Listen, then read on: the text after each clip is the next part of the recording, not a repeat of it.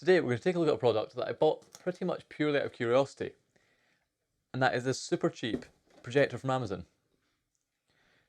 For years I've always seen these really cheap projectors on Amazon, eBay and various other places. It's always when I'm trying to look for an actual good projector that they always just come up and you're trying to filter through them all. And for a very long time these things have been a total scam. You'll get them advertised as HD projector, full HD, and what you're actually getting is something that takes a full HD input and then scales it down to some horrifically low resolution like 800 by 480, where it's barely even standard definition. And then they'd always have really dull LEDs in them producing light, so they would barely even light up a wall. They were hopeless. But I had a bit of a thought recently, and that is nowadays LED technology has come on a lot, and LCD technology has come on a lot. Like so many even basic smartphones now have full HD LCD panels on them. So I was thinking, is it now a point where these cheap projectors can now be at least vaguely competent, or will it also be terrible? So I'd seen them on Amazon and I was like, I'm not going to waste money on something I don't need. But I saw this in the Black Friday sale for £116 and I thought, well, that's the cheapest I've seen any of these that are actually full HD. So I thought, well, I'll pick it up just for a laugh and really see how bad it is, or is it actually any use? Now, I've seen a few reviews for these, and the reviews always say they're quite good, but I'm always a bit unsure about them because, first of all, they're usually trying to film a projection to try and say how good the quality is, and the picture looks really bright. But of course, they've got the camera set to auto exposure, so you don't actually have a clue how bright it actually is. And likewise, the reviewers, they're either reviewing it as their first projector, they've never used a projector before, so they've not really got anything to compare it to, or they're comparing these to other cheap, no-name brand projectors. And they're like, oh, they're all really good, or this one's better than this one. But I'm still not 100% convinced, but I'm willing to be proved wrong. So what I'm going to do in this video is I'm going to compare these to some better projectors, or just more reputable projectors. So I've got my Optoma here. This is my Optoma DLP projector I've had for a few years. This is maybe I got it in 2014, so it's a few years old, but I've had it since new.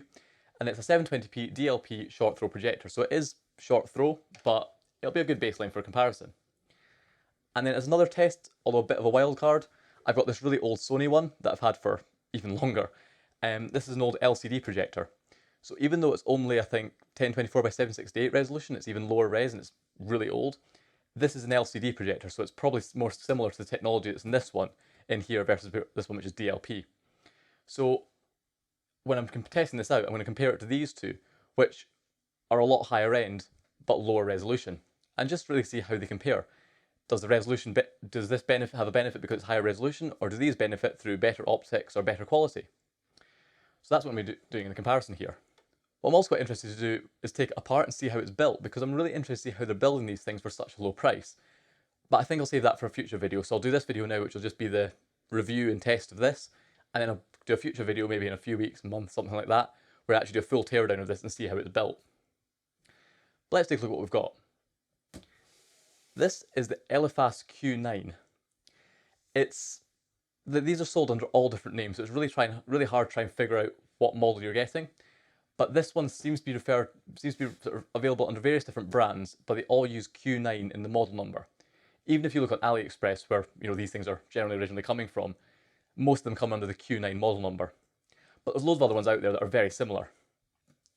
Now, this particular one is a full 1080p resolution. And when you're looking at listings, you've got to be really careful, because a lot of them will still do that thing where they describe themselves as being full HD, but they're actually not, and they just take an HD input. So the trick is to look for the word native. This one's described as native 1080p, and if you look in the listing description, it will state that it has an actual resolution of 1920 by 1080. Some other ones will do tricks like saying 1080p supported and not tell you what it actually is, or even 1080p supported 720p native, or 4K supported 1080p native. It's that native resolution you've got to be careful with. But this is 1920 by 1080, and hopefully it'll actually be like that. And we'll test it out and see if it is actually running at that resolution. One spec you'll see with these projectors all the time is the lumens value, and they really promote it a lot. The lumens is essentially just the brightness of it, it's how much light output it produces. And with projectors, there's a standardized way of measuring this, referred to as ANSI lumens. Whereas here, they're not using ANSI lumens, they're just giving a value without really talking about how they've got to it. It's very similar to if you're looking at like speakers. You look at those like big Bluetooth party speaker things, and they'll advertise themselves as like 3,000 watts of power, and it's like, well, not 3,000 watts, it's running off a rechargeable battery, you know. They just make up the values a little bit. Whereas if you look at higher end audio equipment, it'll advertise itself as like 80 watts, 100 watt, something a bit more reasonable. And they're doing the same here. If you take the other projectors I've looked at, for example, the Sony projectors, the VPLC X5, that has a value of 2000 ANSI lumens. Then my Optoma, the GT760, I think, that has a higher value of 3400 ANSI lumens. So what do they claim for this £116 projector that's about a sixth of the price of this? Well, they claim this has 6800 ANSI lumens. So they're essentially saying it's exactly twice the brightness of this one that costs 6 times as much. So we'll test it out and see. Is it 6 times as bright or twice as bright as this? Have my doubts. But that's something you do need to be very careful with this, is just when you're comparing them, don't pay more for one just because it's got a much higher lumens value. And definitely don't look at, say, something like this that's 3400 lumens and 720p. Look at something like this that's 1080p, 6800 lumens and go, well, this one must be much better picture quality and much brighter. That might not be the case. Also, when you look around at these, you'll see these things sold from all different suppliers under different brand names. And it's quite funny because as you look all over the place, you'll see the exact same projector citing different values. For example, this one states 6800 lumens on Amazon, but if you find on AliExpress, it states 5500. And chances are that's probably overstated. And it's kind of summed up by the fact they don't actually print that on the box at all. I have a sneaking suspicion that all the sellers on Amazon and eBay just try and one-up each other just by increasing the values of lumens that they specify, just as a bit of a war to try and compete. And they're not actually basing it on fact at all. So that's my main test here when I test all these together, will be to see how bright is this compared to a 2000 lumen projector and a 3400 lumen projector. But yeah, with these things, it definitely should have the correct resolution, but some of the other figures I'm fully expecting to be a bit embellished. It's also worth mentioning that if you actually go and look at proper 6800 or 7000 or so lumen projectors, you'll realise they're not like this. At that sort of brightness, you're looking at the large industrial type projectors that are designed for conference venues, lecture theatres, outdoor use, that sort of thing. They're absolutely huge. They cost thousands, closer to like £10,000 even at times. And they've got even things like interchangeable lenses. At that sort of brightness, you're looking at top of the range, really high end projectors. You're not looking at these sort of things. So that alone kind of shows the brightness is kind of made up, because you cannot get really a desktop projector at that level of brightness. When you're going up to 6800 lumens from any sort of reputable brand, you're looking at much larger projectors designed for specialist applications. But that's enough talking, let's take a look at it. So that's the front of it there, shows the projector, very generic stuff, with high resolution plus brightness. Ooh, it's going to be high quality home theatre, oofed. On the side here it states specs, TFT LCD, that's expected, it's just going to be an LCD panel inside it. It's not like a higher end LCD projector that has 3 LCD panels, so it has one for red, one for green, one for blue, where it splits the light, sends it through separate panels for each colour, and then combines it again. Those optics would be too expensive for this, so I imagine it's just going to be a single LCD. It's then 1920 by 1080, 16.7 thousand colours. Cool. LED lights. They state it supports Keystone, sure. Focus adjust, I mean, I'd hope so.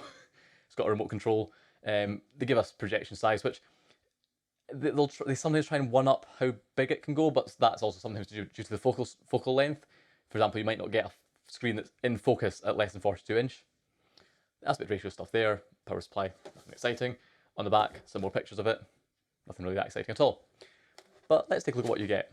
Because for £116, I mean, I'm not expecting much at all, but it's also a bit of like, how bad can it be? So first thing we'll take a look at the accessories it comes with. Get a little box here, see what you get. Open this up, so we get a little remote control. Nice at least get a remote with it, nothing fancy at all though, but yeah, a little remote. Does obviously feel very, very cheap. Fairly clicky though, but it is quite a cheap one. And it's not got batteries in it, so will it include them, or will they have cheaped out and not included them? Next up you get some cables. Nice, you get a lot of cables with it, so you get a VGA cable, obviously. You get power lead, that's just standard IEC power lead. Looks actually decent quality, it's not got a dodgy plug or anything. Standard IEC power lead.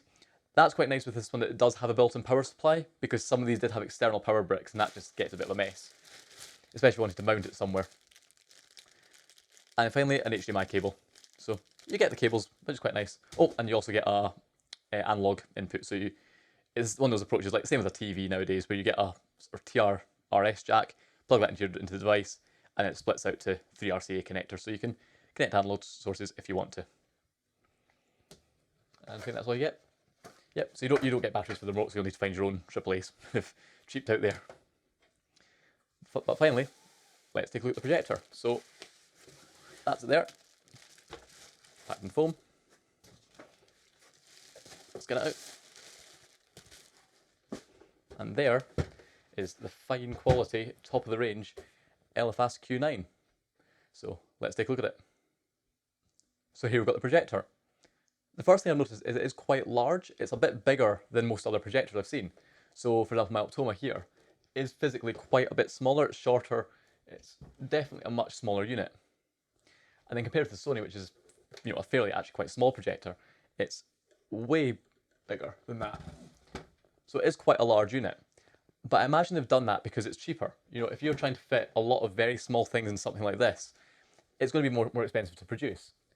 Whereas if you can use a larger LCD panel and stuff like that, you will save a lot of money because you're not having to pick specialist parts.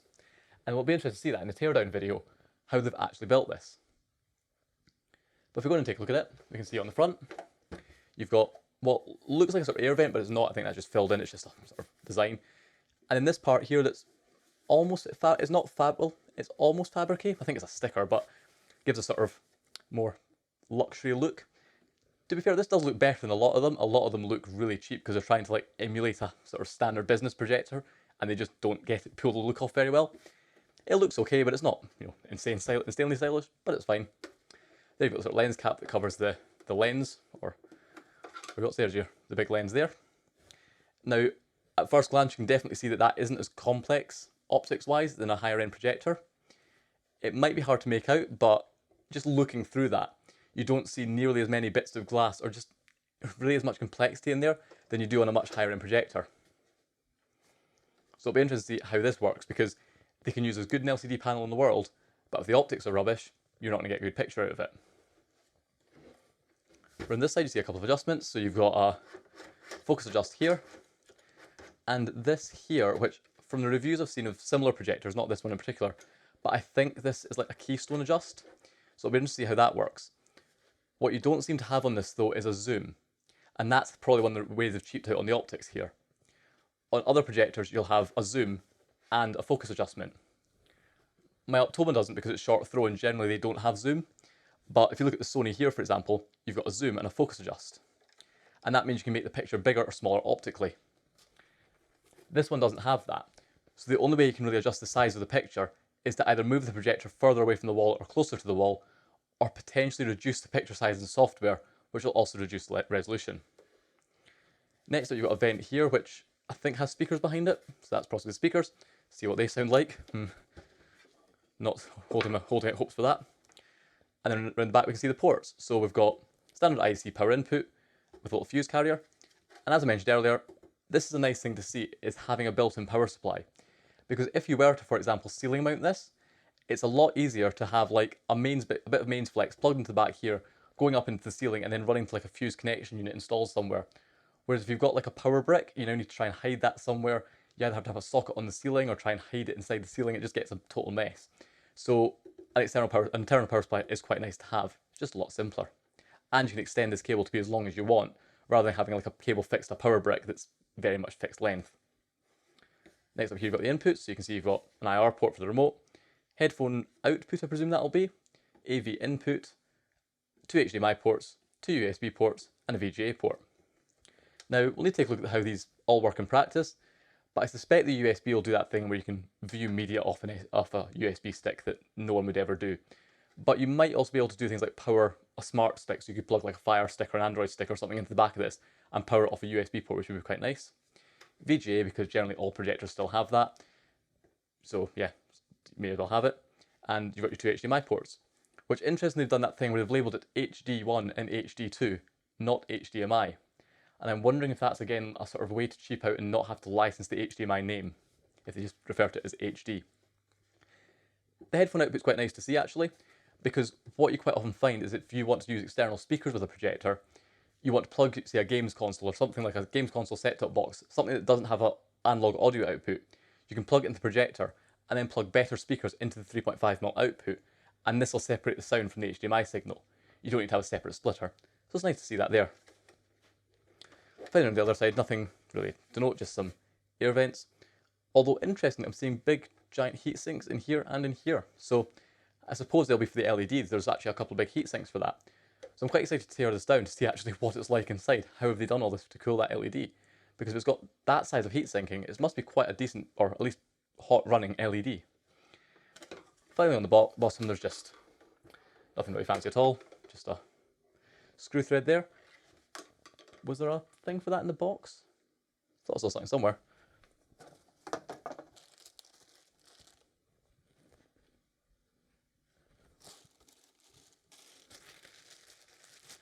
Yep, sorry, I've dropped it on the floor. There's a little screw there. You can screw into the bottom, so that's how you can stand it up. So you can put that screw thread in there, and it's like a little foot, so you can kind of screw it in and out and tilt the projector up. Don't know why that's not supplied in it, and it was supplied separately in the box, but yeah, you've got that screw thread there for that. Now, I don't see any sort of mounting holes. These are just screws to take it apart. So I don't know if they're like under the feet maybe. Like, do these come off? Actually, yeah. Okay, yeah, so the feet do come off, and there is what looks like some sort of screw fix under there. So you could probably fit take the feet off and put a bracket in to actually mount this properly. However, what I have noticed is that these feet don't like pull on or off properly. They are literally adhesives. There's like an adhesive pad in there that sticks it in. So if you do take all the feet off, you'll actually need to like glue them back in to fit them back on. They don't clip on or out, so that's a bit naff, but it works. So you do have the ability to mount it. And then various information about it, Elephas logo, but this will be under many different brands. Don't stare into the light, it's an LED, etc. And that logo looks a lot like the Pioneer font. I have a suspicion that it just looks a bit like Pioneer. So yeah, clearly they maybe like nicked the Pioneer font there. Bit dubious, but anyway. So yeah, that's what it looks like on the outside. So now we need to do the test that answers the big question. Does it suck, or how badly does it suck? So, time to try it out. Okay, so it's now the moment of truth to try this out and see if it even works, or is it remotely usable. So, I've got an IC cable, so we'll just plug that in the back. See what it does. So, plug it in there. There's a white LED come on the top. So yes, and it's now gone red, so I'm guessing that's like it's in standby. So I can turn it on with the button on the top, but I've put a battery in the remote so we can try it out. So press that.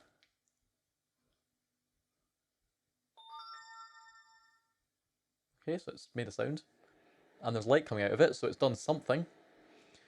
So obviously that's way out of focus on the wall there. It's obviously far too close to the wall. But if we try it and like focus that. Probably, yeah, I'm still too close to the wall for it. Turn the brightness down there. But if I hold this back from the wall a little bit. Okay, we're actually, yes, there's like there's a setup menu. There we go. So let's try and set this up. Now, obviously bear in mind I am actually like literally filming this under studio lighting, so it's going to be darker in this case. It's not going to be nearly as bright as it could be in this case because it's in a very well lit room. But let's see if I can set this up. Now, the problem is I can't actually stand back far enough with this because I've got a pile of stuff behind me, so it's not going to be super sharp, but it's visible, so language, English. Okay, and we're in. So, I mean, it works. I can give it that much. There's light coming out and it's showing a picture, and yeah, you can pick potentially your different inputs. Yep, that works. And yeah, even on the interface here, they're calling them HD, not HDMI, so I suspect that's a way of not having to license the name. But yeah, there is actually output of this. So, I mean, I have to say it does, well, it works. So, I can't really test it in here just because this room isn't remotely big enough. I can't really get it far enough away from this wall to test it out properly. Or I might, there's a shelf I might be able to put it on. But I'll go away and try and get a better setup where I can actually set it up somewhere. And we'll come back and take a look at how well it actually works. Or how badly it works. I don't really know. But we'll see. Okay, so now I'm back after using this for a couple of days and playing about with it. And my impressions are that it doesn't absolutely totally suck. It actually is better than I expected. We'll go into the quality in a minute and we'll talk about, how it actually performs, show the quality of it, and a bunch of tweaks to try and get better quality out of it. But it's the sort of thing that I think if your expectations are set correctly, it's not going to be totally unusable. It's definitely a lot better than those old ones that were horrifically low resolution and really dull, because those were almost just e-waste. They sell them, people would buy them thinking they'd be good, have a totally terrible experience, and either throw them in a cupboard never to use them again, or end up dumping them. This thing, as long as you're buying it for a situation where it is usable, and you're not expecting too much from it, you could actually use it. So what I'll do is I'll go and take you through to the living room, get this set up projecting, and we'll talk about the quality of it. Okay, so now we're back with the projector up and running. And this is the setup I've gone for. I've normally got my TV on this wall, my TV's behind it, you've probably seen it further in previous videos. So I want to still project onto this wall because that's how my speakers are all configured, because I've got a 5.1 system. So I could have got a pull down projection screen, and I might do that in the future, but I wanted something cheap for now because I didn't know if I was going to even keep this. And I wanted something that wouldn't be big and bulky and always visible. So I went on Amazon and found this, which is like a £20 or so portable projection screen, they call it. And it's actually really good because it's made of a sort of spandex type material, so it's really stretchy. So even though it looks maybe a bit creased now because there's downlights on it, it doesn't really crease. And especially if you stretch out like I've done here, the vast majority of the screen is totally crease free, especially when you're projecting on it, you don't really see them. And then you can fold it up, crush it in a bag, and it doesn't get creased. So what I've done to hook this up is I've just got a few of those like command strips, the ones that are like pull off the wall without leaving any damage. I've stuck 3 on the ceiling, and then 1 on the cabinet to the right hand side and 1 on the table to the left hand side, and just hooked onto it. And it just lets me very easily hook it up, have it there, and then take it down at the end. And that screen actually works really well. Now, this is a white surface, so the brightness off of this will be a little bit higher than a painted wall that's maybe a grey colour or a darker colour, but it's not a super reflective surface. The other benefit of this being a sort of spandex material is that it's not super thick, and even though it's not officially acoustically transparent, it will reasonably let some sound through, which is good because my centre speaker is actually covered behind it. You may see that in some shots right in the middle at the bottom. It does show through a little bit with really white images, but that's something I could fix later. That's not a problem with the projector, that's just my setup. But yeah, this is what we're going to be working with here. So as you can see, first of all, it's not going to be super accurate on camera. We're dealing with a camera here. Who knows what sort of brightness the camera's going to change it to, but I'll try and set it as close to what I'm seeing in real life as possible. So here you're seeing it with lights on, and as you can see in a lit room, it's not very clear at all. That's showing a black background image. If we switch to like a white backgrounded image, like that, it's a bit brighter, but you can still see that in a lit room, it's not really going to be bright enough. Likewise, looking at, say, a web page, it is usable and you can see the text and it's actually totally readable, but it's not necessarily bright enough for a lit room. What that would essentially mean is I wouldn't buy this for, say, a business application like a meeting room, because it's not going to be bright enough for that. Right now we're looking at essentially like a web page with text on it. It'd be a similar idea to like a PowerPoint or something shown in a meeting. And if you had this in a meeting room where the lights are generally going to be on so people can see each other, it's not going to be bright enough, and you'd be able to use it and see what's on the screen, but people sitting in the room are all going to look at that and go, oh, that's a little bit dark. So I wouldn't use it for that. But if we turn the light off, or if we dim the light down, so in my room I've got 2-zone lighting, so I can switch the lights at the front half of the room off, and it now becomes a lot clearer. At this point, it's kind of usable. There's still ambient light in the room, so this is what I would class as like maybe having either having a row of lights on or having a lamp on in the corner of the room at the far end of the room away from the projection screen. And it's usable at this point. It's not amazing, but you can totally see everything that's on the screen. If we turn all the lights off and put it into total darkness, the screen is actually pretty bright. It's not as bright as a high-end projector, and we'll take a look at that later, but it is bright enough to be totally usable. It's maybe not got the total wow factor my other projector has, where if you're watching, say, a movie and it's in a really dark scene and there's a big explosion, the whole room lights up and you get this huge amount of light out the screen. You get that a little bit, but not as much as on a normal higher-end projector. But it's okay. Now, one thing you may notice here is the uniformity. It's not dreadful, but it's not amazing. In particular, you'll notice the middle of the screen is going to be brighter than the outsides. Top to bottom, it's fairly consistent, so the top of the screen is fairly consistent with the middle and the bottom, but the left and right of the screen do fade out slightly. When you're watching content like movies, films, stuff that has like motion in real life stuff filmed with a camera, you don't notice that nearly as much. But when you're doing something with like a computer background, so you're looking at a text pattern, but you're looking at a computer screen or a web page or something with a white background that's fairly consistent that you would normally expect to be totally white, with this you do definitely notice that slight darkening towards the edge. It's not a disaster, but it isn't perfect. It's not totally uniform like you get with a higher end model. The next aspect of picture quality that's going to be quite hard for me to really demonstrate is the overall sharpness of the image. One thing where this is definitely let down over a higher end projector is just that they've used much cheaper optics and lenses and that sort of stuff. So the picture isn't nearly as sharp. It's got the resolution and it is definitely a 1080p image, but it isn't as pin sharp as a higher end model. Now, this is going to be really hard to show on camera because my camera autofocus then can't focus on it because it's out of focus, it gets a bit confused. But if we go in, you may see that text isn't quite as sharp. Normally on a projector you'll be able to see the pixels as like actual squares. On this you can't quite make them out as much. It's not dreadful, but it isn't fantastic. You might see it a bit more on this like arch here. That should be like a 1 pixel wide screen, wide border, where it's white here and it is about 1 pixel white, but then it has a sort of blue halo coming off this side of it. And that's like I've quite noticed, is you do get a bit of a halo effect on certain things. On a black background, you might notice a halo. You might notice it from the 1 and the 9. It's maybe not going to show up on camera because it's so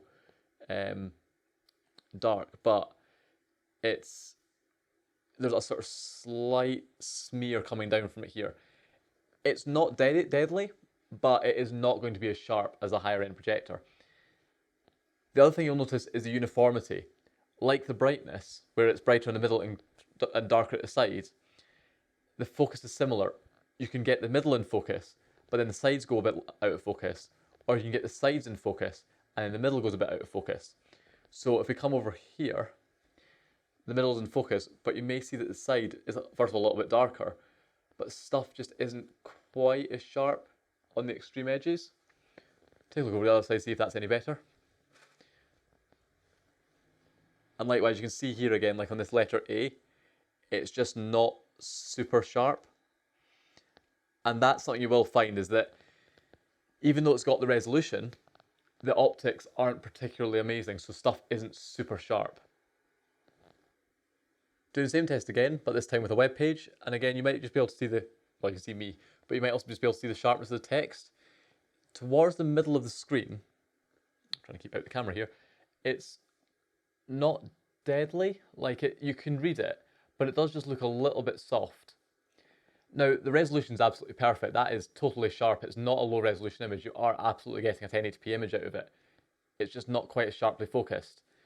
And if we come out to the side here, you might notice that this headline here isn't quite as sharp because it's off to the side slightly. And likewise, if we start looking up at the corner of the screen, you may now see again that it's just not quite as sharp. This is actually not terrible. I've seen a lot worse out of other projectors, but it's just not fantastic. The other thing I've noticed that you'll see on a white screen like this is there's a couple of little specks, like that there, another one down here. Now you'll notice these are in the projector, not the screen, because if I move the screen, it moves with it, so it's not on the screen. It's part of the projected image. And I've cleaned the lens of the projector, and it's not that. So I suspect that there's a little bit of dust inside the projector. Now, there's no dust filter on it. Normally on projectors normally on a DLP projector, you often don't have a dust filter because it's what's called a sealed optical path. So no air goes through where the light goes. On LCD projectors, on the other hand, usually the air does go through the light path, which is why LCD projectors usually have filters and then those filter timer messages that pop up and stuff like that. This doesn't have any sort of air filter, so I suspect dust's getting into it and then resting on part of the optics, the LCD panel and stuff like that, and giving those few speckles. Now, we'll see when we do the teardown how bad that is, and hopefully I can just clean them out. Because I'm taking it apart, if it's just dust, I'll take them out, clean them out, and it'll be totally fine. It is just something to bear in mind though, because if you're buying this for someone who's non-technical and not going to be remotely happy taking it apart to clean, you may have a bit of an issue if dust got into it. But that's one little complaint. There's a few little specs. But yeah, I think as long as you're aware of the focus not being pin sharp, it's not deadly. So there you go. That was a look at the overall lighting uniformity and the pixel sharpness. As I mentioned, the resolution is absolutely there. This is definitely a 1080p projector. And when I compare this next to my older 720p projector, you did noticeably find that text was a bit, well, it was just higher resolution. There was more pixels there. But it's not necessarily as sharp. Stuff does all look a little bit soft. And especially that uniformity where stuff's focused in the middle of the screen, but then goes off a tiny little bit towards the edges. It isn't deadly, but I wouldn't recommend using this for things like computer graphics. So I wouldn't use it for displaying web pages, PowerPoints, computer images like this. Because when you've got something like this on the screen, you can very clearly see the backlight uniformity issues and the focus issues. However, what we'll take a look at in a minute is this playing film content, so movies, TV shows, that sort of stuff, even games. With those, it's not nearly as bad because they're a lot more forgiving. Because with something like that, you've not got all the individual pixels and lines and shapes that you can see the focus going off on. And likewise, you've generally not got full screens of a single white background. So you don't really see the backlight uniformity issue as much. So for things like movies and stuff, it's actually okay. But before we go to look at movie content, I first want to talk about the default settings on this device. Because actually, the default settings totally ruin this thing. And if you change it, it's a total improvement. So what you're looking at right now is the default settings on the projector as it comes out the box. And when I first used this, I just couldn't quite work out what I was seeing. Text looked quite sharp, but it also looked like there was almost like MPEG compression on it. There was like weird pixel artifacting around it. And if you looked at a person or skin, they looked really wrinkly. So I dug through all the settings, went into the menu, which is quite easy to navigate, found this picture mode setting, and it's set to standard, so it just sets all these attributes to 50. But if we go along to user, well, so if you see 50, it's 50 on all the attributes. Now, we can go to user, and this is what I've picked as my attributes. I boosted the contrast slightly, it just brightened the image up a little bit and seemed to help. Brightness I've left the same, boosted the colors very slightly, but there's this sharpness control, and I turned that down to 0. And what it seems to be is this tries to sharpen the image, and it does. If you're looking at text like this, it does make text feel a lot crisper. So if you were going to use this for some sort of business presentation or showing computer screens, that sharpness control probably will help. But the problem with it is that anything that's like a little bit more complicated with gradients or skin or real life stuff looks really highly compressed and pixelated. It's hard to show against like a text pattern background like this because it actually benefits these a little bit. But when we look at the video content, you'll really see the difference. So if you get one of these, if you're watching video content, turn that sharpness control down to 0 because it just ruins the picture. Now we've done that, the next thing is the color temperature. This is set to user again because I set the previous one to user, but by default it comes set to warm, where they're all set to 50. And with this, it just feels like it's got too much green to it, which I think is quite a common issue because with an LCD panel, I think it's easier to produce green than it is to produce reds, which I think is why you get that. And generally speaking, when you're watching something that's got a lot of white in it, and like sky and stuff, it all just has a slight shift to green. So all I did here was put it to user and drop green down slightly, and that really helps sort of balance it out. So that's worth doing, and that definitely helped. But there was one thing I could never get my head around, and it was driving me mental, and that was that everything looked pink. And you might see it on this test pattern. You can see the grid lines, they should all be pure red, and they're kind of pink hue. And then down the bottom you've got the pink and the red square. The red square has a slight pink tinge to it, and the pink square almost glows, it's quite fluorescy. And I was digging through all the settings for ages, and I was trying to get rid of this, and it just wasn't going away. I changed all the colours, that wasn't helping. you don't have that much color control on this projector compared to a higher end one. So I just couldn't do it. So I dug in, I started using the display calibration stuff on the Mac that I've got this connected to. Could get it slightly better, but it was still not right. And that, of course, wouldn't fix like a set-top box plugged into it. And then I kind of resigned myself just to thinking, well, it's going to be pink. That's just obviously what the panel's like. It's not fixable. But then I was digging through the settings menu, just totally casually, not even looking to try and fix this at this point, and found this aspect ratio setting. So I started going through it, going, okay, what's this? So 4:3 scales it to 4:3, 16:9 scales it to 16:9, all that sort of stuff. And then I went down to the bottom to point. And you might be able to see that on the camera there. That totally fixed the colours. So if you look at the red and the magenta bars down the bottom, as we go from point to any of the other settings, you can just see the vibrancy difference, that it goes from that weird pink colour to actually showing correct colours. What I also find is that with that sharpness control I mentioned earlier, if you set this to point, the sharpness control no longer does anything, and it essentially acts as though it's set to 0. So what I think you're doing here is when you set this to point, I don't know, I can't find the manual for it, but when you set this to point, I think it maybe bypasses some sort of digital image processing that the projector's doing, and it's that processing that's ruining the colours. So setting that to point bypasses that, gives you better colours, and disables that sharpness control. So, to be honest, I would just leave it on that. Now, the only thing you'll have an issue with here is because it's almost mapping the exact pixels going in to the pixels on the projector, is that now when you've got it in this mode, you need to feed it a pure 1080p signal. If you were to feed it a 720p signal, like this, what you'll notice is that, I'll say, look, my AV receiver is going to get a bit upset, but because it's on point now, it will not stretch out to fill the screen, and you'll get an actual 720p image sitting in the middle of the projection screen. So that's worth bearing in mind, that you do now need to give it an actual source of the correct resolution. But if you can set it to that and you're able to feed it a pure 1080p source, that definitely helps. The only time this doesn't seem to work is if you feed a 1080i signal into it. With an interlace signal, it seemed to switch on some sort of processing again to deinterlace the image, and that threw the colours off. But the only time I had that was my satellite box, because the way it was set up originally, it would output the resolution of the channel that it was viewing, and the satellite channels are 1080i. So all I needed to do was dig into settings on that and tell the satellite box to scale and deinterlace itself and output a 1080p signal, and that totally recovered that. So as long as you can feed that 1080p signal, having it set to point totally fixes the colours. And again, when we look at the video, I'll do some demonstrations switching between the default settings and then the settings after I've changed them all to show the sheer difference. So I've now brought out my finest royalty-free stock footage, and I'm going to do a quick comparison.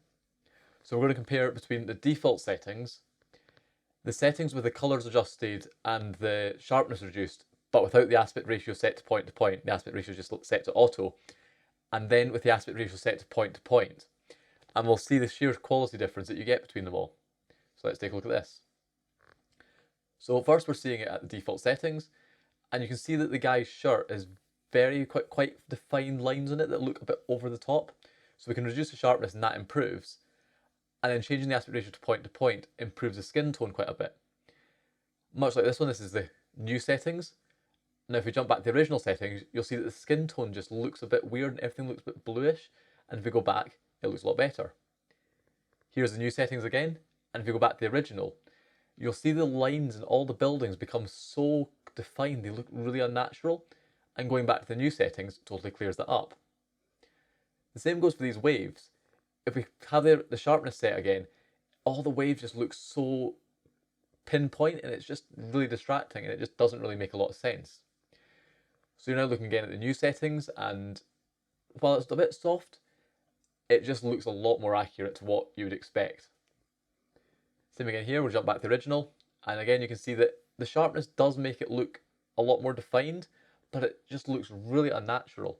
It's maybe not coming across on camera, but it really does.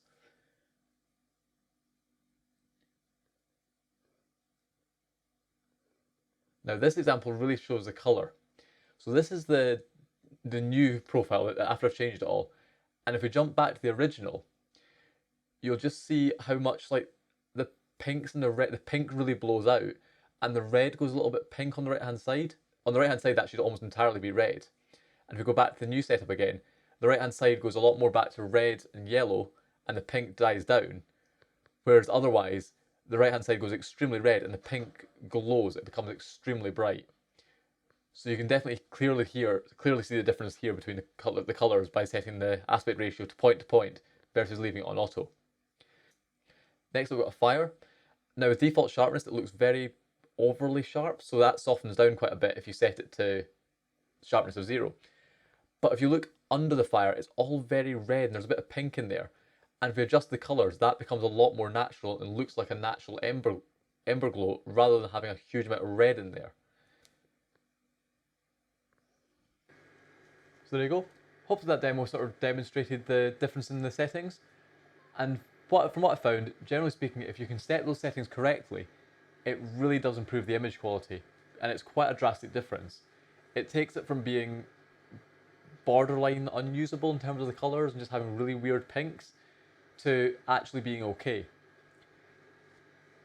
What I found initially while watching it is I would notice the reds were a little bit pink and then kind of get used to it. But then sometimes I would watch a video and just something would catch my eye and totally throw me off. For a couple of examples, I remember there was one I was watching where it was the presenter was sitting in front of the camera and behind them they had a TV showing a fireplace sort of scene. And just in that, everything looked normally fine, but that fireplace scene, all the embers in the fire looked totally pink. And they also had a slightly pinkish light behind them, like a RGB light. And with that almost was fluorescing pink, it was glowing. Another example was just a couple of people walking around outside, and their skin tones looked a little bit pink, but not too bad. But then one of them turned towards the camera, and I think he must have like a slightly pink nose or ear, and even though normally that would look fine, with this set to its default settings, his nose and ear totally fluoresced, and it looked absolutely ridiculous, like they went fluorescent pink. So that's a couple of examples there, and I found that if you just set those settings correctly, and in particular setting the aspect ratio to point, that definitely helps. And as for that sharpness control, if you're wanting to view text, having the sharpness things turned up a little bit could potentially help. But for anything other than text, you need to turn it off, because otherwise things like tree branches, any sort of fine details just become really weird and it looks like really weird video compression. But yeah, as long as you're aware of those issues and you can change those, you can get a somewhat competent image out of it. It just won't be the most uniform or the sharpest in the world. Now, as for the other control is the Keystone adjustment. On this, don't use it would be my advice. And I don't know why they've done it this way. On most projectors, or any other projector I've used, the Keystone adjustment's digital. So essentially all it does is crop the image to fit the Keystone. And if people are new to projectors and don't know what this is, essentially the Keystone adjustment is so that if you tilt the projector up, or have the projector tilted down, if you have the projector at an angle, you can adjust the picture so it doesn't have a weird sort of trapezium shape to it. On most projectors that's digital, so it just crops it, and that does mean you lose resolution, but it stays perfectly sharp. On this they've gone for like an optical keystone, where it moves parts inside the projector to actually change the keystone, which in theory sounds fantastic because it means you don't lose resolution because you're not cropping it. But if we use it here, you'll see the issue. If you change the keystone to any sort of reasonable level, or actually any level at all, half the image goes out of focus. So if you tilt it this way, you can either have the bottom half of the image in focus, or you can refocus it and get you have the top half in focus or the bottom half at the same time. It becomes basically impossible to have both of them in focus if you use a keystone adjustment. So what I find is you need to just not use it, but also just be really careful, because you need to just finely adjust that to get it in the exact center. Otherwise you'll find that the top or bottom of your image is slightly off. And I also found for me, and this may be a tolerance between projectors, on mine, I initially tried having the projector totally level, like literally measured at the spirit level type level, and then set the keystone appropriately. And that wasn't actually perfect. What I found on mine worked a little bit better was to ever so slightly tilt the projector up the tiniest amount and then adjust the keystone so it was a square image, and that meant I could get the top and bottom in focus at the same time. So that's just worth bearing in mind, that keystone adjust is really finicky.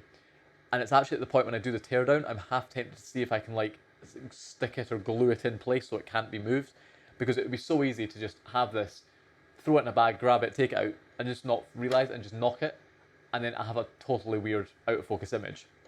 So yeah, the Keystone adjustment just isn't usable. And it's not the end of the world, it just means that with this projector, you have to have it in a position where it can point straight at the screen.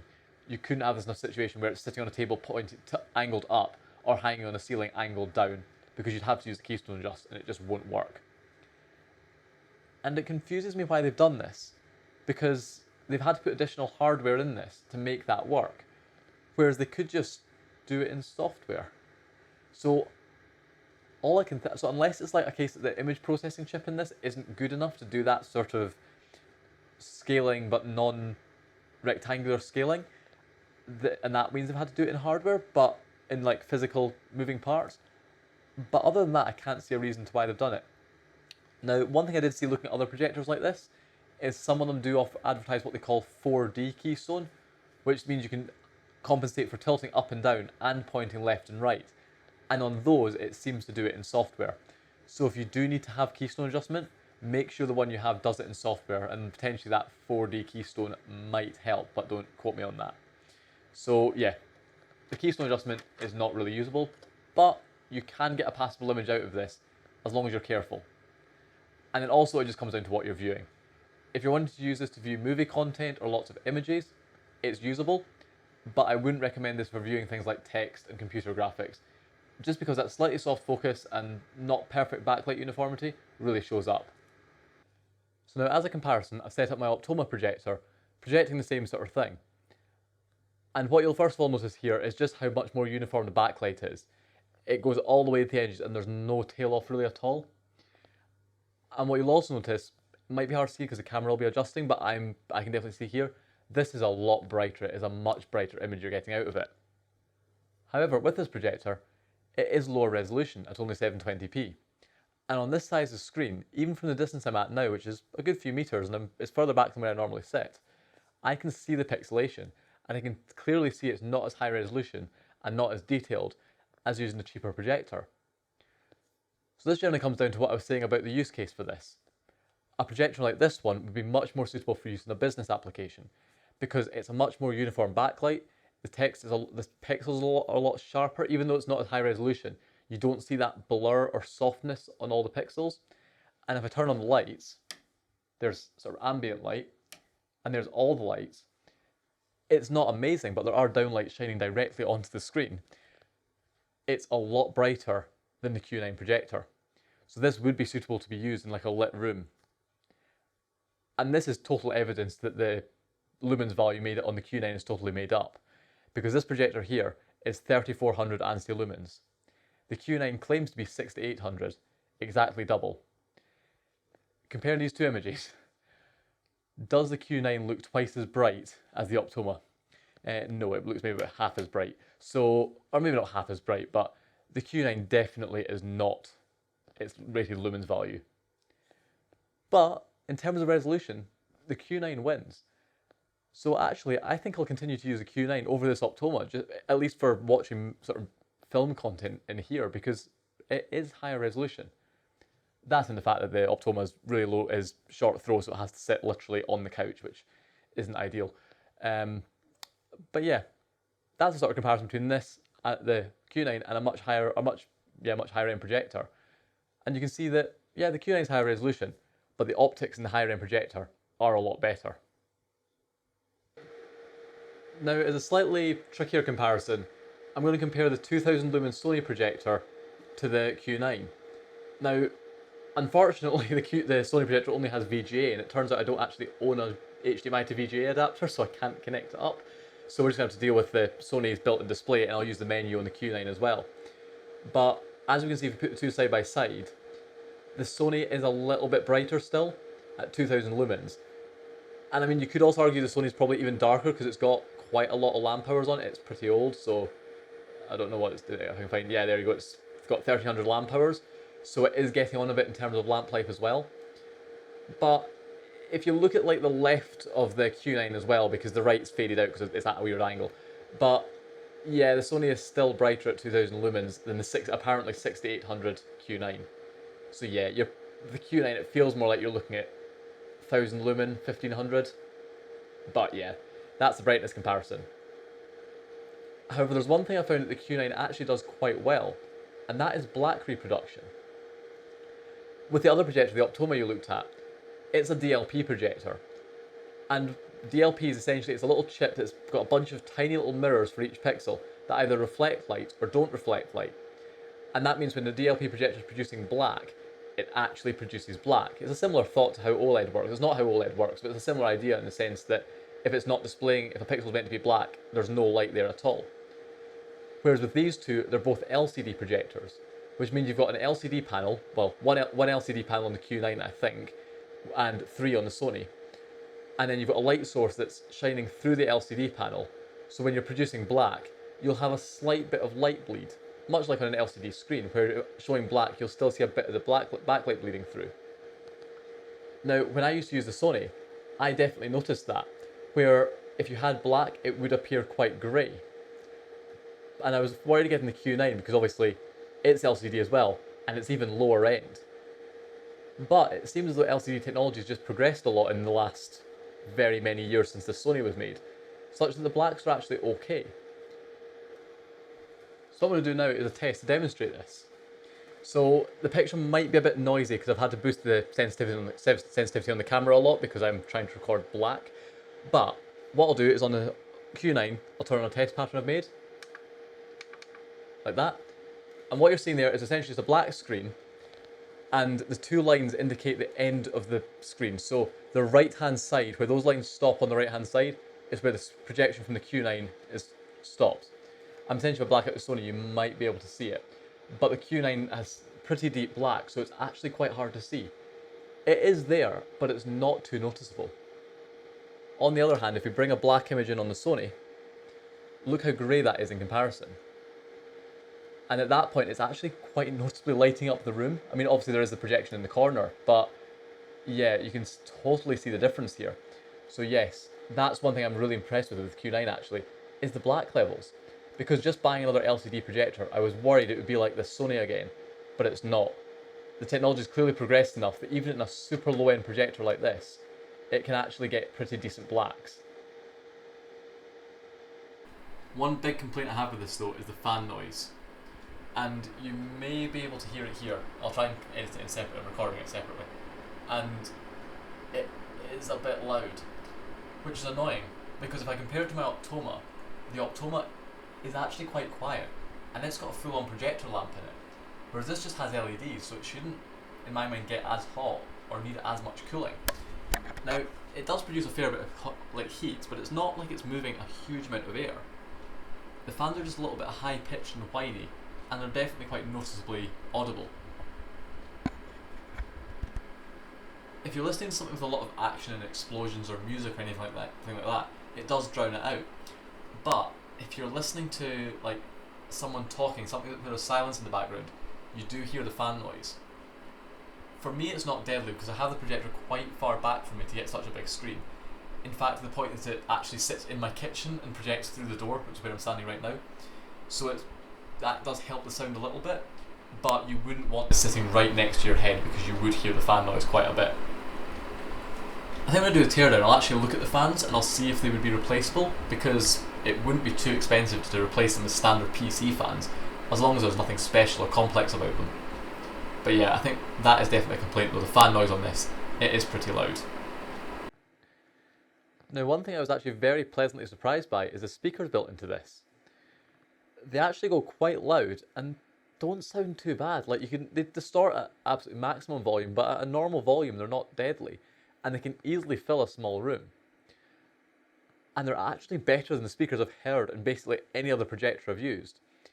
Now, obviously, I'm not saying to rely on projector speakers, but the number of times I've been in a place like, university or even at work where, you want to watch a film and you've got a projector there and you've not got speakers, and you just end up listening to the sound through the projector's built-in speakers, and it just sounds dreadful. So it sounds quite good in these. And additionally, if you think of the target market for this, we're probably looking at a lot of people who don't necessarily have their own sound system. They've probably just got a TV that they use built-in speakers on, and they want the ability to use a projector to have a larger screen, and therefore they'll need some way to get sound out of the projector. So having fairly competent built-in speakers is quite important. So let's take a listen.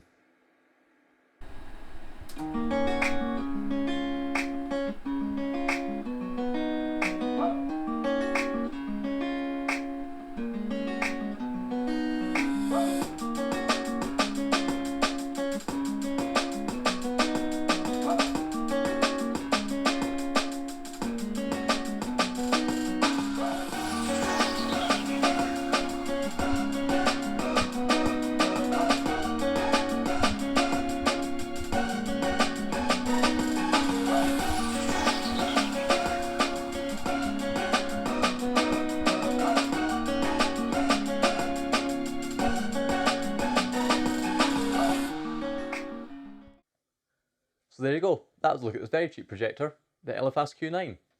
And as I've sort of mentioned throughout this, it's not as bad as I thought. It's not amazing, it's not necessarily even good, but it's not terrible. And with this sort of thing, I think as long as you have your expectations set correctly, it's not a disaster. As I mentioned earlier, you wouldn't want to use this in a lit room, you need to have it in the dark. And you probably wouldn't want to use it for something that requires pixel sharpness, like text or computer graphics, because at that point you can kind of see the poor optics in this. But for things like media consumption in a dark room, it's usable. A lot of this comes down to things like why you're buying it. Are you buying it because you want a super high definition screen that's extremely sharp and really clear and you can see all the details? Or do you just want a big screen for a bit of a novelty? And this is very much good for the latter. I'm a bit of an AV snob and I really like high quality images and audio, but even then, I've started using this just for a bit of a laugh because sometimes it's nice watching it on stuff on a TV, but sometimes I just want to have a big 120-inch screen I can just set up really quickly just for a bit of fun. And this is actually okay for that. In the future, I'll obviously be going for a higher end projector. I'm not going to stick with this for a long time, but when I get a new one, I'll probably want 4K and then that gets really expensive. So I'll be sticking with this one for a little while until I can save up to buy something much higher end. But just having the wow factor of having a really big screen is quite good. But if you're just using this at home and you want to have, I don't know, friends over to watch a movie or watch films with family or give it to a kid to play games on, it's actually usable for that, just as long as you can darken the room and you don't expect too much. And also, you need to set the settings correctly. By default, this thing has weird colours and it just doesn't work quite right, but if you can change those settings I mentioned earlier, I was actually able to get a vaguely competent image out of it. But yeah, that's sort of my impression of this. I bought this expecting it to suck and basically be unusable, and I basically bought it for a teardown, but I'm actually going to use this just because I've got it now, may as well. And it's not absolutely dreadful. So there you go, thank you very much for watching. If you're interested in buying this, there's links in the description, both to this projector and the screen I used.